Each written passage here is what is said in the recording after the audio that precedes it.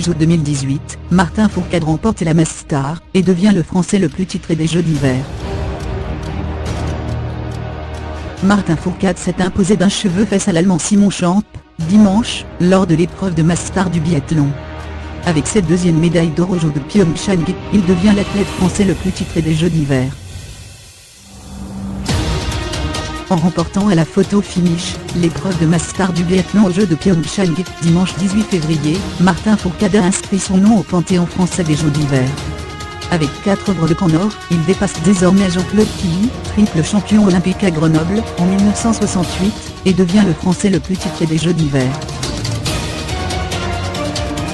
Le Pyrénéen s'est imposé d'un souffle devant l'Allemand Simon Champ, et le Norvégien Emil Egle-Svensson, à 11 secondes et 20 centièmes. Ce 4e titre olympique, le deuxième à Pyeongchang après la poursuite, qui s'ajoute à 11 médailles d'or mondiales, le fait entrer définitivement dans la légende du sport tricolore. De quoi faire oublier les déceptions en sprint, 8e, et sur l'épreuve individuelle, 5e, en Corée du Sud. Fourcade a conquis sa première médaille d'or il y a 4 ans, lors des Jeux de Sochi, en remportant la poursuite, puis l'individuel. Il compte en outre 2 médailles d'argent olympiques, avec la Mass Star de Vancouver 2010 et celle de Sochi, ce qui lui fait donc un total de 6 médailles. 7 ans de règne.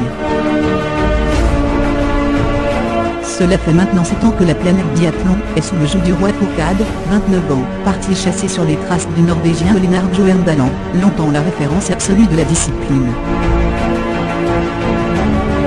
Intouchable sur les skis et d'une efficacité chirurgicale au tir, le Français n'en finit pas de jouer les cannibales à coups de record, 6 globes de cristal d'affilée, 14 victoires sur une seule saison en 2016, 2017, et de performances de haut vol.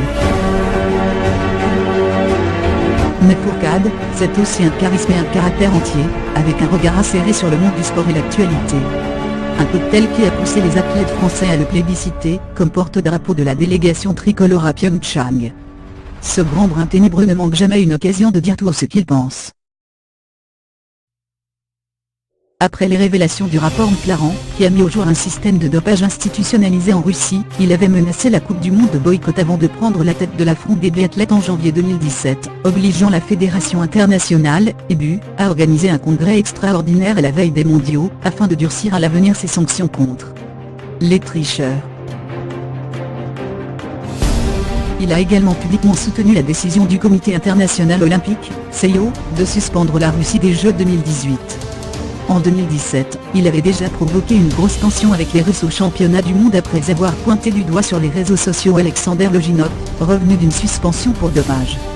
Les Russes avaient alors refusé de lui serrer la main sur le podium du relais mixte. En janvier, c'est Donald Trump qui en a pris pour son grade, en pleine polémique après ses propos sur les pays de merde, Fourcade fustigeant la théorie stupide du président des États-Unis. De quoi susciter l'admiration de ses pairs, et non des moindres, comme le mythique Bjørndalen. Parfois il est trop direct et ça vient interférer avec la compétition. C'est important de ne pas mélanger le sport et la politique. Mais il fait ce qu'il pense être le mieux pour son sport et je suis vraiment très fier de ce qu'il fait. Il doit poursuivre dans la même voie.